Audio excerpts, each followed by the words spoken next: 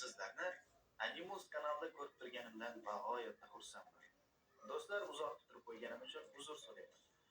Bugun sizlarga men Jodugarlar jangi animesining ikkinchi qismini, ya'ni 12-qismdan 24-qismgacha bo'lgan qismlarni so'zlab beraman.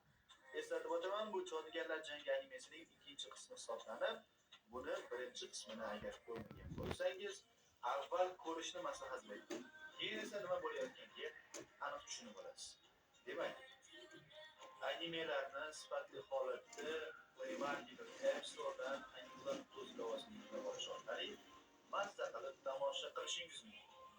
Shuningdek, Animusning Telegram kanaliga ham tashrif buyuring, chunki u yerda barcha anime sharh-qismlar to'liq holda joylab borilyapti.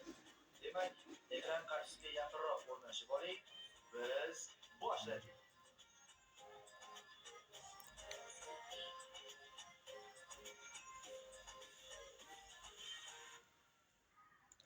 Itadori va Nanami Mahitoga qarshi jang qila boshlashdi.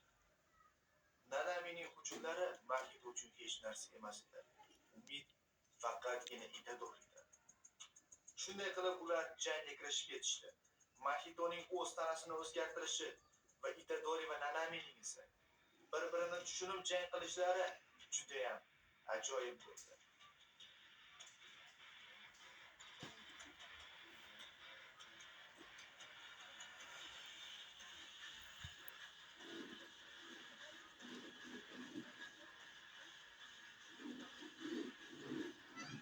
Itadori va Nanami Mahitoni shu darajada kaltaklashdiki, hatto Mahito o'lib ketaman deb o'yladi. Va uning ichidagi yashirin kuchi paydo bo'ldi. Va o'z hududini kengaytirishini amalga oshirdi. Va Nanamini o'z ichiga olib, Itadorini esa qobiqdan tashqariga chiqarib qo'ydi.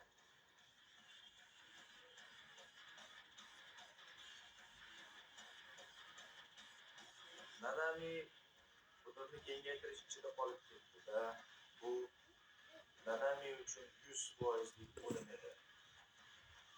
U o'zi ham o'limni tan oldi va endi o'lishga tayyor bo'lib turgan paytda to'satdan qobiq yorildi va Itadori tepadan tushib keldi.